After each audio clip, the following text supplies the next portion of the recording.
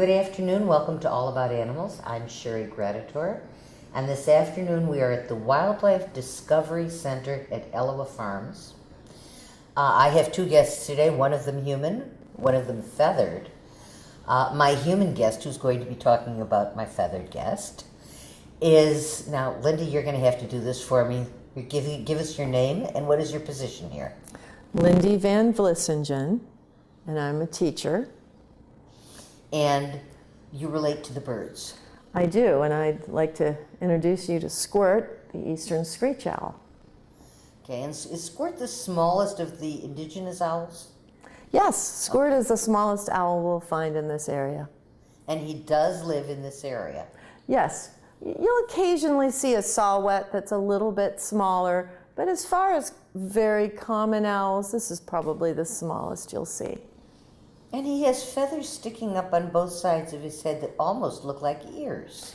And you know, scientists think that those are really supposed to resemble roughed up bark on a tree, because that is not where his ears are. His ears are much lower.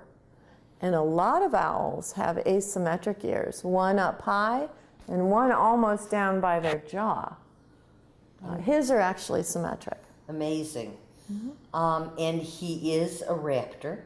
He is a raptor. He's a bird of prey. What is a raptor? Well, a raptor is a bird of prey, a bird that eats other animals and kills with their talons. So there are a number of birds that eat other animals, but only birds of prey kill with their talons, often crushing the bones in the neck. And there are a whole bunch of different kind of owls that we find in this area. We'll most commonly, in our own backyards, find the eastern screech owl and the great horned owl. Sometimes the long or the short-eared owl, occasionally the saw-whet owl, and certainly the barred owl. Now that's another larger owl that's striped brown and ivory. Must be beautiful. A beautiful owl. Beautiful birds. Mm-hmm. And we were talking a little bit about the things that are unique to owls. Mm-hmm. One of them is the way they can turn their heads. Well, and the reason that we notice that they turn their head around so much is their eyes are so enormous. They fill so much space in their head that their eye sockets are unable to swivel. And so nature has given them about 7 extra bones in their neck to really resolve that little problem.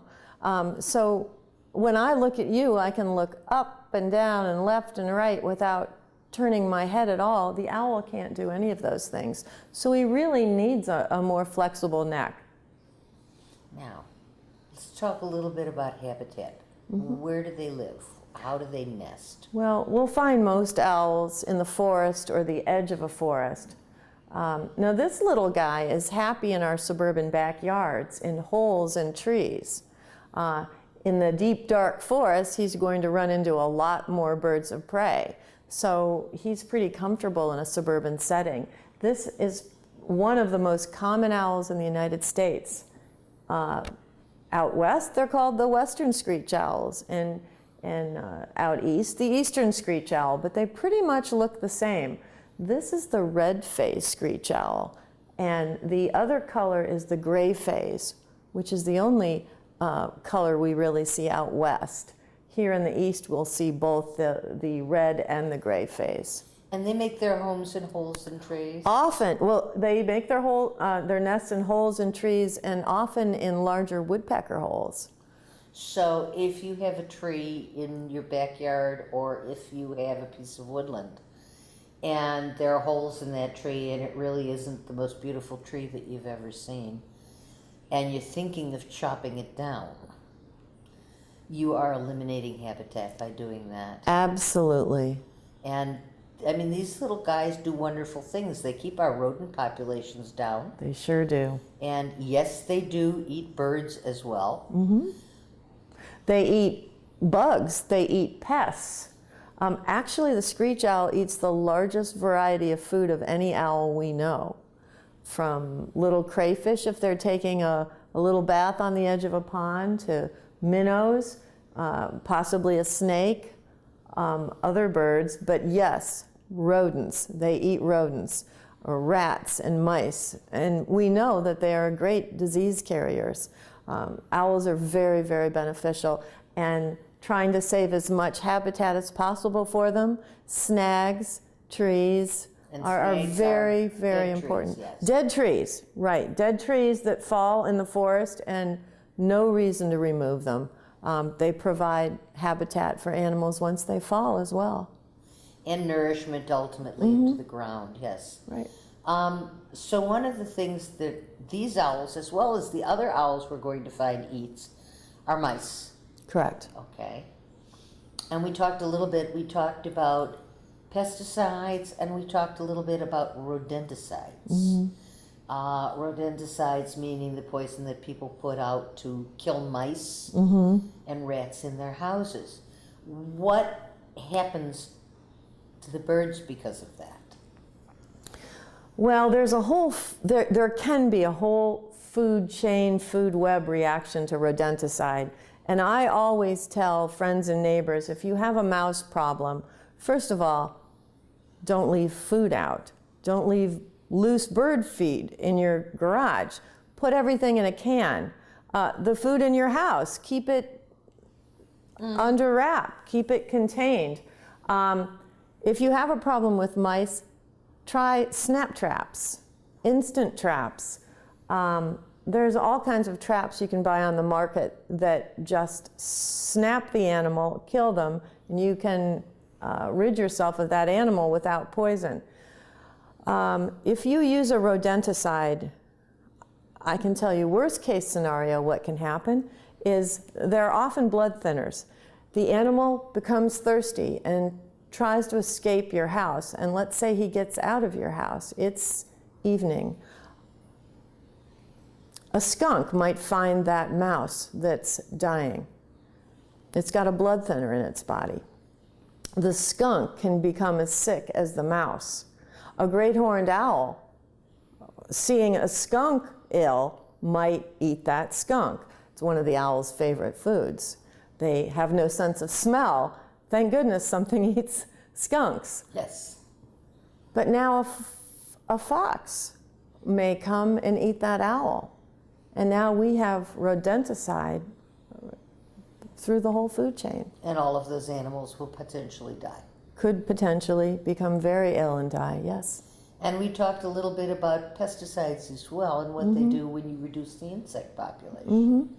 And basically what you do when you reduce the insect population is you're wiping out a big piece of the food chain.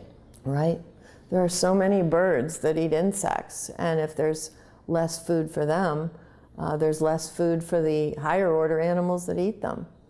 And then this little guy does eat insects, you said. He eats insects. And so it's really important to think about the things that we put into the environment when we're trying to make our environment more pleasant for us. And we can do these things without harming other creatures. We can. Extremely, extremely important, and something that people need to know about. And we're going to take a quick look at a hawk as well. This is another raptor. Again, uses the talons for hunting. Right. And they range from the smaller hawks in this area. The little kestrel. The little kestrel, the Cooper's hawk, which likes to hide in the bushes and visit bird feeders, unfortunately. Oh, yes. Oh, yes. And all the way up to the large hawks that are out there. And they, too. Now, one thing that you told me that I want to get in, because we're running short on time here, is that owls, oftentimes, the owls don't build nests. Owls don't build nests. They rely on the nests of other birds, especially hawks. So your bigger owls are going to take over quarters that were used by a hawk as the hawk moves on. So we are going to look at the hawk, and what kind of a hawk are we going to see? A red-tailed hawk, one of the most common hawks in North America. And very beautiful. Beautiful hawk. Very, very beautiful bird. And again, a raptor. We've got kestrels, hawks, owls. What am I forgetting? Well, on the south side of Chicago, we often see ospreys. Ospreys, peregrine falcons. Peregrine falcons in the city, and there are, I think, about 20 mated pairs. If you're including Kenosha down to about the south side of Chicago, we've got a number of mated pairs of peregrine falcons. Amazing. Now, people can come out here to the farm and they can see these birds. Can't Absolutely. they? Tell everyone exactly where you're located. We are located in Lake Forest, opposite the west entrance to Lake Forest Hospital on Waukegan Road.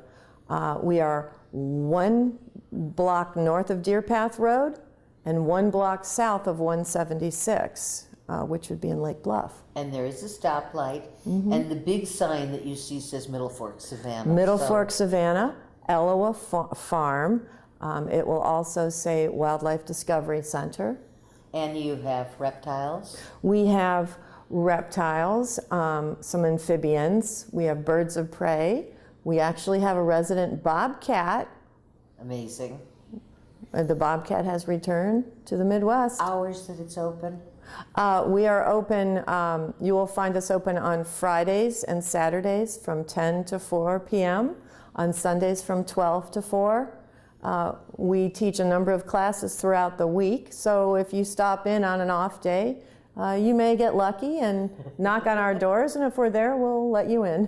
And is there a number people can call for information? Yes, and probably the best site to find information is through the city's website, www.thecityoflakeforest.com, and go to Wildlife Discovery Center. Lindy, thank you so much.